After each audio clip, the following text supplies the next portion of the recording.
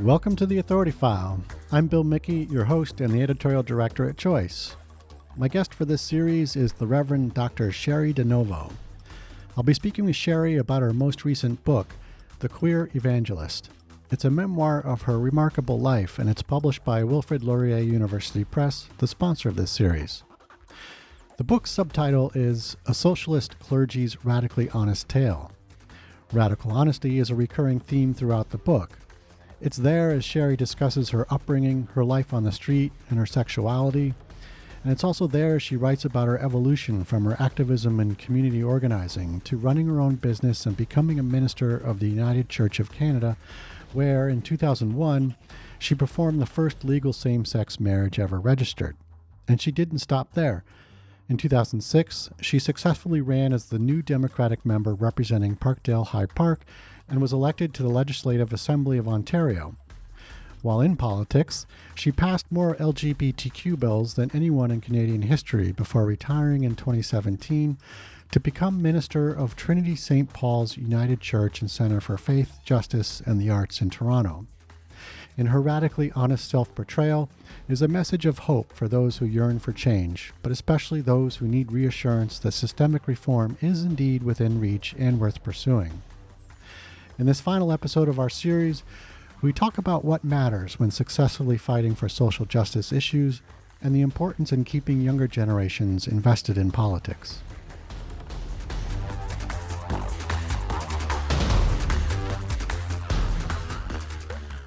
So you've witnessed quite a lot of social upheaval over the last several decades. I'm wondering if you could just, give us some perspective. If you can compare what's been going on lately with the MeToo and Black Lives Matter movements and trans rights and so on, with other social and political movements that you've been a part of over your lifetime. Well, first of all, we were a small group of radicals. I mean, in 1971, I was part of the first, we called it Gay Rights then, demonstration on our Parliament Hill. And we were a small group of utopian radicals. Everything we asked for is now a reality. Yep. And so, it doesn't work. But I think the movements today are so far more sophisticated, so more international spread, are so much more effective. Black Lives Matter is the gold standard. Me Too always, Occupy. The trick is, how do you turn what's happening in the streets and around the world into the shift in legislation, into the shift in policy, into the shift politically. So you have to keep the pressure up. I was just speaking to a city councillor here about, for example, defunding police, which comes up at the city level. And she said, it was great in June because we had all this activism behind us. People turned up the meetings, people demanded action. And she said, no, not so much. Yeah. That's the trick. And that's the test for activism. You have to keep it going. You have to keep that momentum going. And it's difficult. It's hard. I mean, we're living in COVID to even foment something. You can't do it all on social media. We try, but, right. Ultimately you really have to have activism of the old sort, real connection with people, knowing who your political representatives are. I mean, politics 101 for an activist is know who's representing you and be the person they know. Be in their face all the time, and then get 10 of your friends and 10 of their friends and 100 of their friends. You know what I mean? And but don't let up. Don't let up until you see that legislation change. And and don't be dependent on legislation either. I mean, demand what you really want to see and work for what you can get. Do both. And I think it's never been first of all, the youth of our time now are way more active and way more organized, than the 60s and the 70s. And people look back as if that's some kind of halcyon era of organizing. And, but I mean, for a very small group of people, ultimately, it turned into a kind of a mass movement. It did over certain issues, but it was not as widespread as it is now. It's just that now there's a cynicism that's kind of set in, I think, and with good reason. I get it. Money runs things. I get it. But I mean, I also think there's an equally strong urge to, save a planet Right. for our grandchildren, and, and get a job when there are no jobs for young Hmm. people, and, have a roof over your head. And, like, when has it been okay to see 8,000 people in Skid Row live on the street, a couple of miles away from the richest people in LA? When has Right. that been okay? It's not okay. And, there was a reason in the 30s people reacted against that kind of reality. And they did it both legislatively and also in general strikes and action. So I think we're headed in the right direction in terms of activism. I feel very optimistic about it. You just have to keep it going. Right. Excellent. There's kind of a strange relationship. You talked a little bit about it earlier, with the far left in politics, and the same can be said of the far right too, I suppose. And that is, how can one be involved in politics and consider themselves on the correct side of an issue? And I guess my understanding of that is, to some people, once you're in politics, you're kind of out of the loop in some respects on an issue or something. And I'm curious to hear your take on that. Yeah. I mean, it's possible to be a politician. I can't say this too often. It is possible to be elected to political office and still have principles Yeah. and still speak your mind and still get things done. It is possible. And there are examples in every government in every country in the world that do that. So, that is possible, first and foremost. People should know that.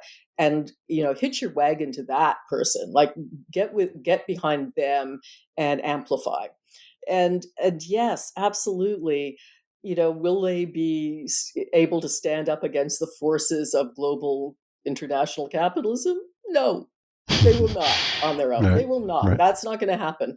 You'll save some lives on the road there, but I mean, that's not going to happen. That's going to demand dramatic change. But I have to look at history and say, if you think dramatic change doesn't happen, that's unrealistic.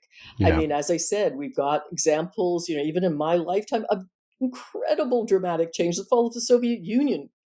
Oh my God, who would have ever thought that would happen non-violently, in a sense, not without a third world war. Like, it happened. It happened because of activism within those countries that, was underneath the radar, that didn't even get the exposure that the Black Lives Matter and the Occupy have here. So, know that whole systems can crumble overnight, as seem to crumble overnight, simply because they're kind of crumbling from within. Because all of a sudden, nobody buys the narrative anymore. All of a sudden, people just don't believe it anymore. All of a sudden, it's not working anymore. And when it gets to a kind of critical point of that, that's when you get these dramatic shifts. And of course, it can be scary because we see the rise of the far right, and we see that Yeah. too. So, we can learn from history there too. Like, don't discount them. This is a major frightening force in my world. That's a major frightening force. And that's, real. And we have to deal with that. But, it's also real that there's a whole generation of people. There's huge numbers of people who want to see more progress, not less progress. And that's real too. And, I'd hitch, yeah,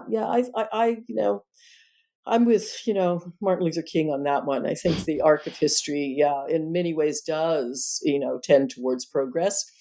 However, we always have to be vigilant, Yeah. as Marx said, it's barbarism or socialism. And, a lot of people are thinking, well, barbarism seems to be winning, don't think that. It hasn't and it won't, but it's up to us. Yes. You've talked a little about this too, but in terms of timing and how important timing was. But in hindsight, I'm wondering if you could talk about some other important factors in taking social justice issues and passing meaningful legislation to support them.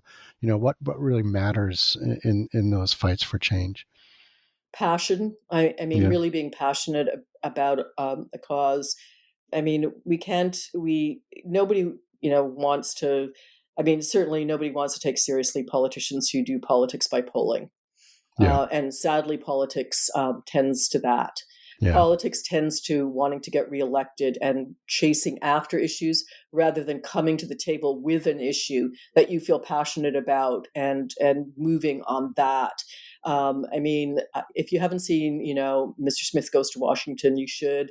The classic Jimmy Stewart movie. But I mean, at the end of that, that's fantasy. The rest of the movie is great until the end when he wins. No, he doesn't win in real life. No, but I mean, that kind of passion and principled energy, take it and be there, be in the game, and we have examples of this. You've got the Squad in the U.S. I mean, this is exciting. Who would ever have thought that could even happen, right? So, I mean, you've got, the beginnings of something happening there. You've got a, Democratic Socialist Party. And, if all of those elements, and there's, tens of thousands of people involved in it. So, we've got the elements there, and we've got the elements here, I think, in the left of our own Labour Party here. And they represent thousands of people. I mean, this is not insignificant. And you've got the Black Lives Matter movement, and you've got, Occupy, and you've got MeToo, you've got all of this energy that will go somewhere. It's may seem like it's not the loudest voice in the room right now, but it is there. And the material conditions will get worse, sad to say, because we're not addressing them. So the climate crisis will continue to be a crisis. And usually what we've learned from history is that that's one crisis too many, and then things start to change dramatically and overnight. And I think that's what we're looking at right now. And I'm full of hope. We will be there, and our children and grandchildren will be there to see a world that's very, very different. And I have the hope that because of all of this incredible passion and principle, that world will be better. It will be better. Much. Excellent. So a little bit of advice for the younger generations. I'm wondering if you could share who claim that older politicians are, quote, out of touch with what concerns young people growing up in today's world, issues like climate change, college loan debt, among others. Do you feel that legislators are responsive enough to, quote, young people issues? How do we keep young people invested in politics instead of letting them fall prey to apathy and disillusionment? Well, I don't think it has to do with age. I mean, two of the Yeah. people, I mean, there are several people that are kind of my heroes that are older than me anyway. And, one of them's Bernie, one of them's Cornel West, one of them's Bishop Yvette Flunder from out of San Francisco. I mean, I have my heroes, right? And sheroes who are older than me. And I don't think it's about age. The minister, when I first walked into church, who's still a friend, and I say because he was there, he said, when I was first ordained, and he was in his early 20s at that point, he said, I was the young radical. And he said, when I retired at 65, I was still the young radical. I mean, I think it's not about age. I made a kind of pact with, a friend as a youth that I, would not become the kind of adult we saw adults becoming. And I honor that. I do honor that. I'm still, if anything, I get more to the left and more radical as I get old. I see a radical change essential now. So I don't think it's about age. So I would say don't get old to young people. Don't do that. So that's number one. Be the young radical when you're 75, right? And also keep doing what you're doing, because for many young activists, I mean, you're the joy. I mean, you're what makes life worth living. You're the hope of the future. This is your world. Seize it. Carpe diem for sure. And it's so exciting to see the movements. Huge by comparison to the movements in my day. Like, it's so exciting, and it's so hopeful. And now the issues are so demarcated. I mean, it's so clear what we need to do, and it's so clear what we have to do, and it's so clear who's going to do it, and it's going to be that generation. Yep. Excellent. Well, you've had quite an extraordinary life, Cheri. Thank you so much for sharing some of it with us on the program. Yeah, it has been fun. It's been quite a ride, and thank you for listening to this. And be hopeful. I mean, absolutely. I mean, that's the only realistic way to be. Right. Agreed. Thank you.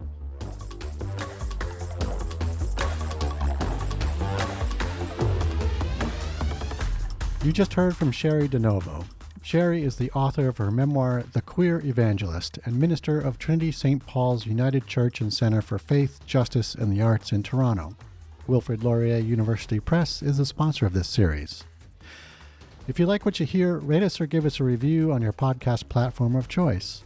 As always, sponsorship and advertising for the Authority File podcast are handled by Choice's advertising manager, Pam Marino, and all of our episodes are produced by Choice's senior digital media producer, Mark Dirks, and digital media assistant, Sabrina Kofer. That's all for this week. Thanks for joining us.